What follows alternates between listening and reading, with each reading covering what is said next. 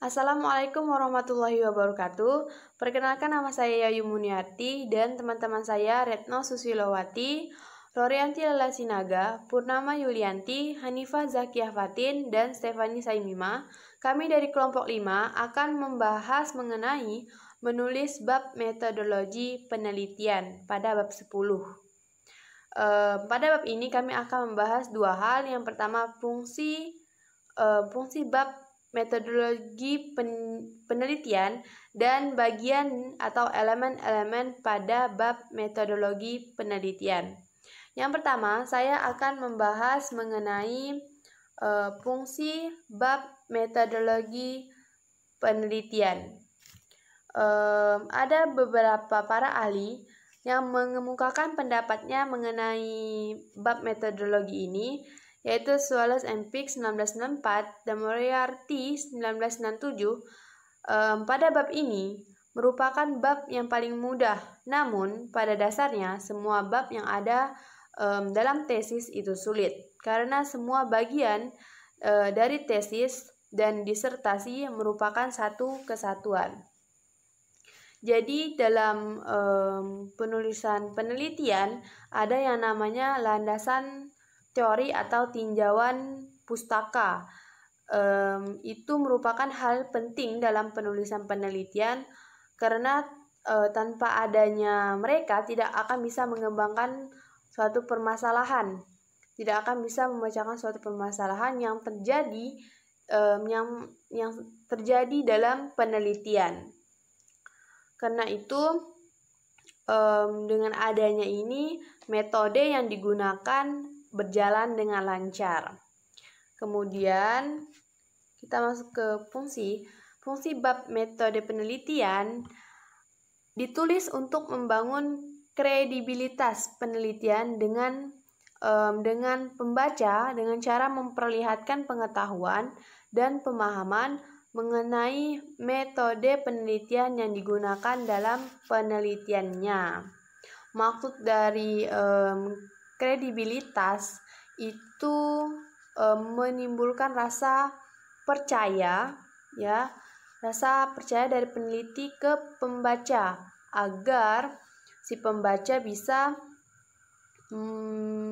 terutama bisa percaya bahwa penelitian ini memang diteliti secara baik. Dan juga di situ sebelum melakukan penelitian dan sudah seharusnya kita memahami metode penelitian yang akan kita gunakan dalam penelitian maksudnya. Kemudian ada heading yang muncul dalam bab metodologi yang dilakukan dalam penelitian. Yang pertama itu settings, yaitu tempat penelitian, tempat terjadinya penelitian. Yang kedua itu partisipan atau responden peneliti, orang-orang yang berpartisipasi dalam penelitian.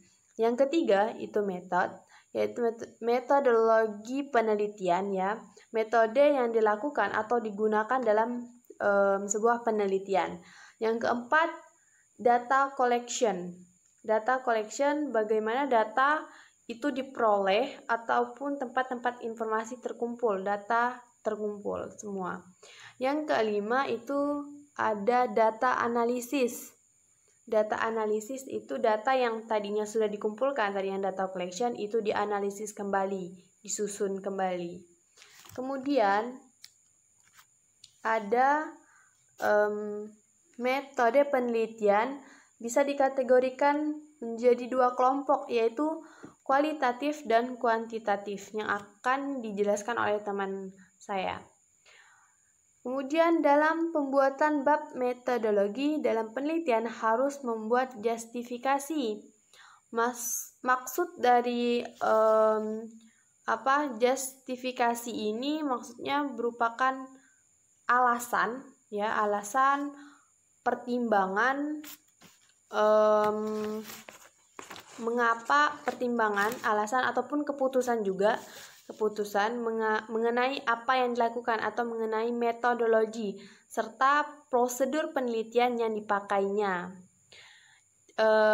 Dan mengenai metodologi ini sebaiknya mencangkup dua hal menurut Todi. Yang pertama itu data primer dan data sekunder. Data primer adalah data di mana informasi yang didapat atau diperoleh itu dari informannya langsung, informan pertama. Jadi peneliti berkomunikasi secara langsung dengan informan ini. Nah, sedangkan data sekunder ini data yang diperoleh melalui informan pertama, maksud saya informan kedua dan informan ketiga dan seterusnya. Jadi data sekunder adalah kebalikan dari data primer. Selanjutnya, metodologi mempunyai beberapa karakteristik dalam ilmu sosial. Yang pertama, memaparkan secara detail dan prosedur secara eksplisit. Maksudnya eksplisit di sini secara tidak terbelit-belit agar isi dari pembahasan itu bisa dimengerti oleh si pembaca. Kemudian yang kedua, bersifat slow pace karena tidak memikirkan banyak background knowledge. Bersifat low pace itu maksudnya bersifat lambat ya. Yang ketiga, memuat justifikasi, penjelasan, dan kadang-kadang contoh. Jadi memuat justifikasi yang tadi yang saya jelaskan, justifikasi yaitu merupakan kan alasan ataupun keputusan. Jadi memuat alasan-alasan mengapa ini terjadi dalam penelitian. Dan juga bisa menyertakan contohnya di situ. Itu dikatakan dalam karakteristiknya ya dalam ilmu sosial. Yang keempat, terminologi yang ada di bagian metodologi sering diulang-ulang. Terminologi itu adalah istilah-istilah perkataan dalam penelitian. Mungkin sampai di sini penjelasan saya mengenai fungsi bab metodologi penelitian. Next pembahasan akan dijelaskan oleh teman saya Retno Susilowati. And thank you. Wassalamualaikum warahmatullahi wabarakatuh. Assalamualaikum warahmatullahi wabarakatuh. Saya Retno Susilowati dari kelompok 5. Presentasi saya kali ini akan mempresentasikan elemen-elemen dalam bab metode penelitian yang dibahas pada bab 10 dengan judul menulis bab metodologi penelitian, yang terdapat di halaman 230 dengan judul buku menulis tesis dan disertasi oleh Eni Emilia. Baiklah, saya akan masuk ke pembahasan. Beberapa hal yang harus dibahas dalam bagian metode penelitian menurut Hamilton and Clare dan juga Oliver. Yang pertama adalah desain penelitian, yang mana desain penelitian adalah strategi yang dipilih oleh para peneliti untuk sepenuhnya mengintegrasikan dan mendiskusikan komponen-komponen penelitian dengan cara yang logis dan sistematis. Di dalam desain penelitian ini pula kita bisa menjelaskan tentang rencana, tahapan-tahapan, dan metode yang digunakan di dalam penelitian tersebut. Kemudian yang kedua, detail mengenai data apa yang diperoleh dan bagaimana. Untuk sedikit contoh tentang bagaimana memperoleh data, bisa dilakukan melalui tes, kuesioner, observasi, ataupun wawancara. Baiklah, kita akan lanjut ke poin berikutnya, yaitu siapa yang menjadi partisipan dan bagaimana mereka dipilih. Tentang teknik pengambilan atau memilih partisipan, Ada 3. Yang pertama random sampling, purposive sampling, dan juga convenience sampling. Lalu yang terakhir, bagaimana data diproses, dianalisis, dan disusun. Bagian ini sebaiknya dipaparkan dan dijelaskan sejelas-jelasnya menurut Oliver. Oke, kita akan menuju ke slide kedua tentang petunjuk umum dalam menulis metodologi. Menurut Hamilton dan Clare, bahwa proses pelaksanaan dan pendekatan penelitian diterangkan dan dijustifikasikan dengan cara yang akurat, dengan memberikan gambaran mengenai pelaksanaan penelitian. Hal ini memungkinkan pembaca dapat membuat penilaian mereka terhadap kredibilitas atau kualitas penelitian. Deskripsi seperti yang sudah saya jelaskan di atas sangat penting adanya karena erat kaitan dengan penelitian kuantitatif yang mana mengandalkan replikasi penelitian untuk mengkonfirmasi temuan mereka. Sekian dari saya, selanjutnya akan dibahas lebih lanjut oleh Stefani Saimima. Halo, saya Stefani dari kelompok 5. Di sini saya akan mempresentasikan materi dari bab 10 tentang menulis metodologi penelitian. Di sini saya akan menjelaskan beberapa bagian yang terdapat pada penelitian menurut beberapa ahli. Menurut Kilburn 2006, bagian metodologi bisa terdiri dari 2 bagian. Bagian pertama merupakan justifikasi terhadap pendekatan umum terhadap penelitian. Justifikasi seperti mengapa pendekatan eksperimental, survei, interpretif, kritis, dan sebagainya dianggap sebagai metode yang paling tepat untuk penelitian tersebut. Bagian kedua bisa berisi pembahasan rinci mengenai metode khusus tertentu yang akan digunakan dalam pengumpulan data, interpretasi, dan presentasi dari penelitian yang dilakukan. Nah, metode penelitian perlu dipilih agar proses penelitian dapat berjalan dengan baik. Metodologi penelitian berguna untuk memudahkan penelitian secara khusus dan memberikan efek kepada hasil penelitian yang dicapai nantinya. Yang pertama, mengapa metode penelitian tertentu dipilih? Di dalam hal ini, Hamilton dan Clare 2003a mengatakan bahwa terlepas dari pendekatan yang digunakan, penulis berkewajiban untuk menjelaskan dan menjustifikasi bagaimana mereka melakukan penelitian tersebut.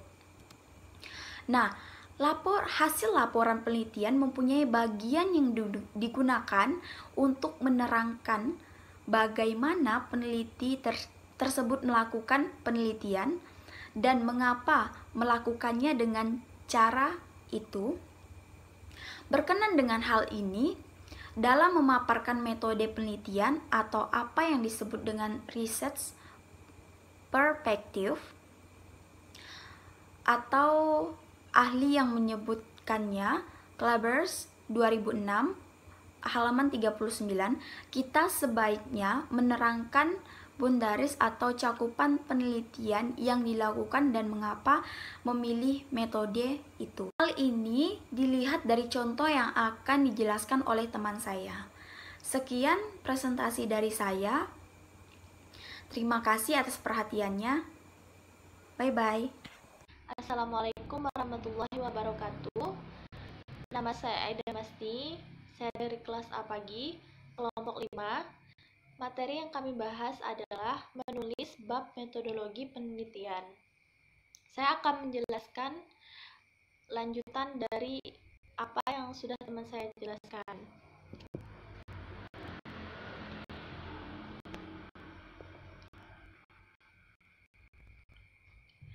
Dalam mendeskripsikan partisipan, penulis hendaknya menjelaskan beberapa hal seperti pertama harus menjelaskan tentang gender, kedua tentang usia, ketiga suku atau teknik, dan yang terakhir latar belakang sosial ekonomi.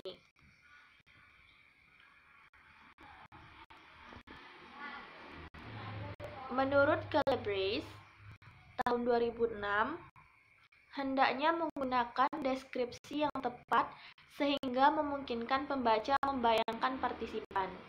Penulis juga menambahkan, Calabrese menambahkan dari kutipan Bradley pada tahun 1994, sebaiknya menggambarkan cara atau proses memilih partisipan.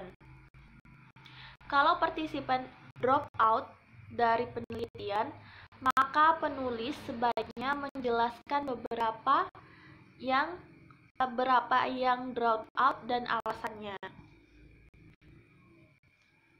Seperti contoh, partisipan yang terlibat dalam penelitian dapat dikelompokkan ke dalam 3 kategori, yakni mahasiswa program studi pendidikan bahasa Inggris, baik yang masih kuliah atau sedang menulis tesis, maupun mereka yang sudah lulus. Mahasiswa yang berpartisipasi dalam penelitian ini diharapkan berjumlah 20-30 orang, mewakili berbagai tingkat pencapaian mahasiswa, yakni IPK yang di bawah 3, dan kemudian IPK dari 3 sampai 3,5, dan IPK di atas 3 yaitu 3,5. Semua dosen program studi pendidikan bahasa Inggris Sekolah Pasca Sarjana Universitas Pendidikan Indonesia, pemimpin Sekolah Pasca Sarjana Universitas Pendidikan Indonesia. Nah, perlu diketahui bahwa partisipasi dalam penelitian ini akan bersifat sukarela atau voluntary based. Dikutip dari Emilia 2007. Selanjutnya, contoh kedua, berkaitan dengan partisipan dalam penelitian ini adalah seorang guru yang secara sukarela dan direkomendasikan oleh pimpinan sekolah untuk berpartisipasi dalam penelitian ini. Dan satu kelas dari kelas 8 yang terdiri dari 42 siswa, yakni kelas 8B, mengingat penelitian ini merupakan penelitian tindakan kelas, maka guru yang awalnya sebagai partisipan bisa juga dikatakan sebagai anggota tim penelitian. Ini dikutip dari Emilia tahun 2008.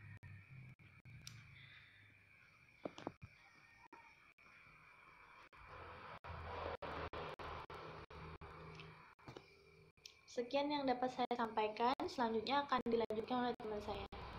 Terima kasih.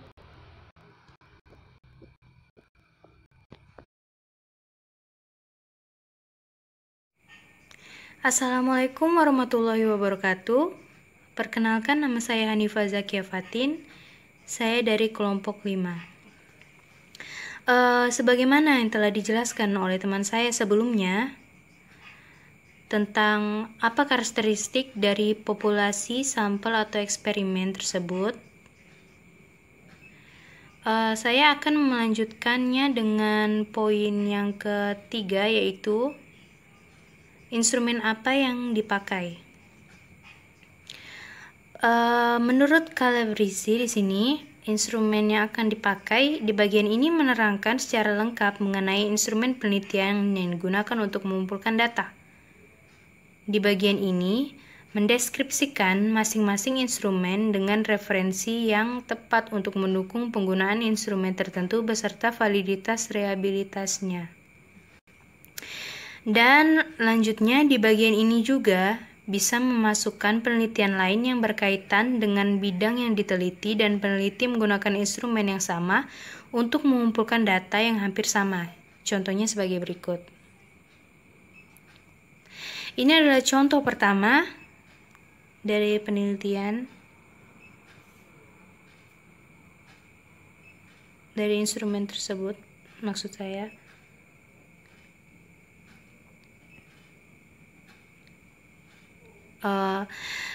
Di sini kalau peneliti menggunakan pilot study atau preliminary study, sebaiknya pilot study harus segera dilaporkan. Pilot study di sini menurut Calabrese adalah merupakan versi kecil atau uji coba instrumen untuk menguji atau menilai instrumen atau precursor. Contohnya sebagai berikut.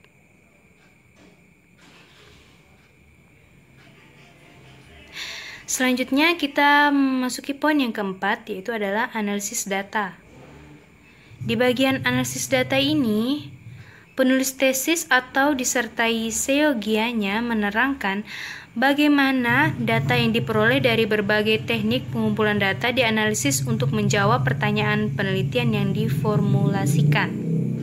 Contoh pemaparan analisis data kuantitatif dapat dilihat dalam kutipan berikut. Contohnya seperti ini.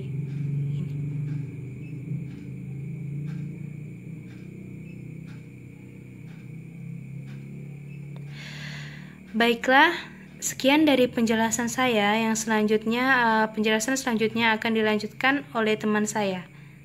Sekian dan terima kasih. Wassalamualaikum warahmatullahi wabarakatuh. Assalamualaikum warahmatullahi wabarakatuh. Saya Purnama Yulianti dari kelompok 5. Saya akan mempresentasikan tentang bab mengenai metodologi. Dalam bab mengenai metodologi, kita harus memaparkan metode atau metode-metode yang dipakai untuk mengetes hipotesis atau menjawab pertanyaan dan mengapa kita memakainya. Kita harus pertama kali mereview metode penelitian yang dipakai dan mengemukakan alasan mengapa memilih metode itu. Harus kita ingat bagian mereview metode penelitian. Dan juga jangan lupakan untuk mengemukakan alasan mengapa memilih metode tersebut.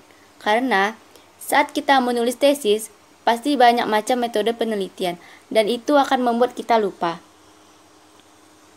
Berkaitan dengan metodologi, ada yang dinamakan dengan triangulation.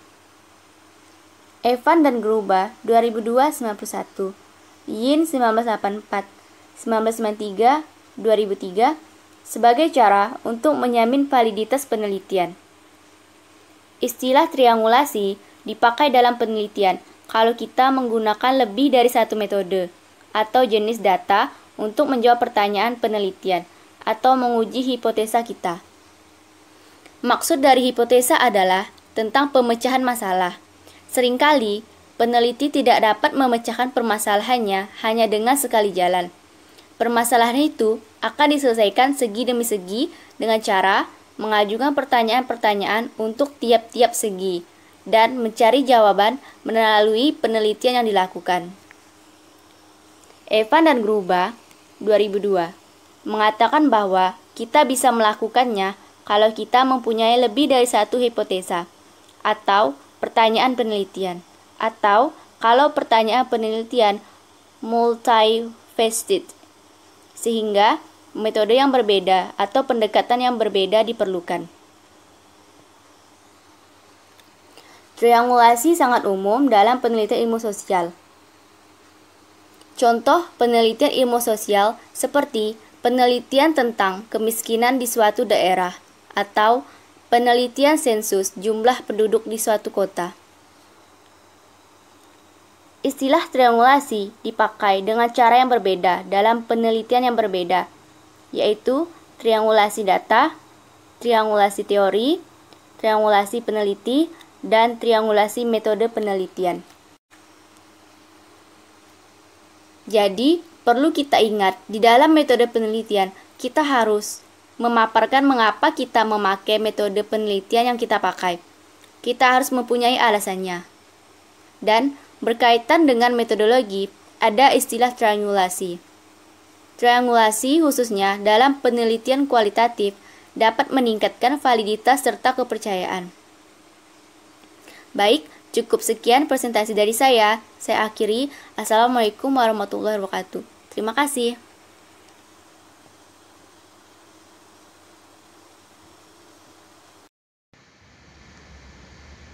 Perkenalkan, nama saya Rorianti Sinaga. Pada kesempatan kali ini, saya akan melanjutkan penjelasan mengenai metodologi penelitian yang telah rekan saya sampaikan sebelumnya. Selain beberapa hal yang telah disampaikan pada materi sebelumnya, ada beberapa hal yang perlu diterangkan dalam bab metodologi penelitian. Beberapa hal ini berkaitan dengan bias atau error atau kesalahan dalam melakukan sebuah penelitian. Berikut ini merupakan salah satu contoh dari bias atau error dalam sebuah penelitian.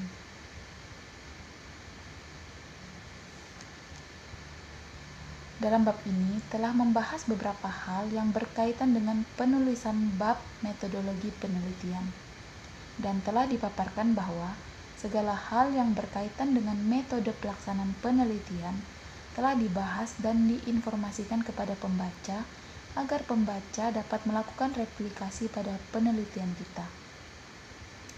Ada beberapa hal yang perlu dijelaskan secara rinci dalam bab metodologi penelitian berikut, terutama berkaitan dengan metode atau desain penelitian, tempat partisipan penelitian, teknik pengumpulan data dan instrumennya, serta analisis data dalam penelitian. Setelah memaparkan pengumpulan data, tahapan selanjutnya dari proses menulis tesis atau disertasi adalah memaparkan dan membahas data, yang posisinya dalam tesis atau disertasi biasanya berada pada bab 4.